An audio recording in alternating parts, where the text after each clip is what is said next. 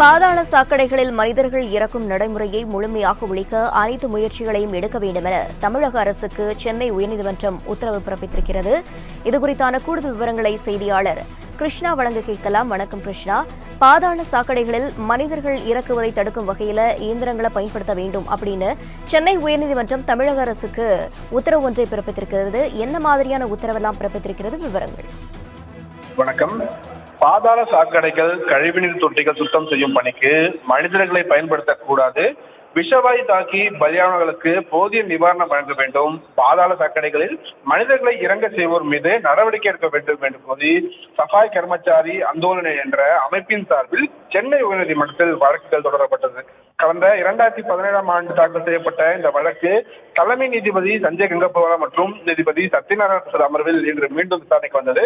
அப்போது வழக்கை விசாரித்த நீதிபதிகள், நாடு சுதந்திரம் அடைந்து 46 ஆண்டுகளுக்கு பின் பாதாள சாக்கடைகளை சுத்தம் செய்வதற்கு மனிதர்களை பயன்படுத்த தடை விதித்து சட்டம் இயற்றப்பட்டுள்ளதாகவும், மனித தன்மையற்ற இந்த நடைமுறையை ஒழிக்க இந்த சட்டத்தை கண்டிப்புடன் பின்பற்ற வேண்டும் என்றும் உத்தரவிட்டிருக்கிறார்.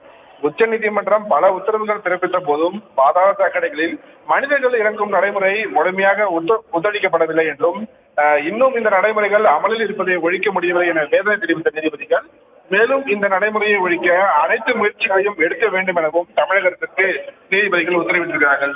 பாதாள சாக்கடைகளில் மனிதர்களை இறக்குவதை தடுக்கும் வகையில் இயந்திரங்களை பயன்படுத்த வேண்டும் எனவும் அரசுக்கு நீதிபதிகள் அறிவுறுத்தியிருக்கிறார்கள். பின்னர் பாதாள சாக்கடைகளில் மனிதர்களை இறங்க செய்பவர்களுக்கு எதிராக கடும் நடவடிக்கை எடுக்க வேண்டும் என்றும், தூய்மை பணிகளுக்கு இயந்திரங்களை பயன்படுத்த வேண்டும் என்றும், பாதாள சாக்கடைகளில் மனிதர்களை இறக்க தடை விதிக்கும் 2013ஆம் ஆண்டு சட்டத்தை கண்டிப்புடன் அமல்படுத்த வேண்டும் எனவும் தமிழக அரசுக்கு நீதிபதிகள் உத்தரவிட்டிருக்கிறார்கள்.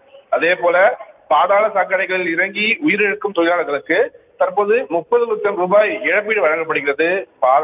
படுகாயமடைந்தவர்களுக்கு காயத்துக்கு ஏற்ப 20 லட்சம் ரூபாய் வரை இழப்பீடு வழங்கப்படுகிறதாகவும், இந்த இழப்பீட்டுத் தொகையை 3 ஆண்டுகளுக்கு ஒரு முறை அதனை அதிகரிக்க வேண்டும் எனவும், பலியானவரின் குடும்பத்தினருக்கு கருணை அடிப்படையில் வேலைவாய்ப்பு வழங்க உத்தரவிட வேண்டும் என்று குறிப்பிட்ட நீதிபதிகள் இந்த உத்தரவுகளை அரசு முழுமையாக பின்பற்றும் என நம்பிக்கை தெரிவித்து வழக்கின் விசாரணையை ஆகஸ்ட் 5ஆம் தேதிக்கு தள்ளி வைத்து உத்தரவிட்டிருக்கிறார்கள். விரிவான விவரங்களுக்கு நன்றி கிருஷ்ணா.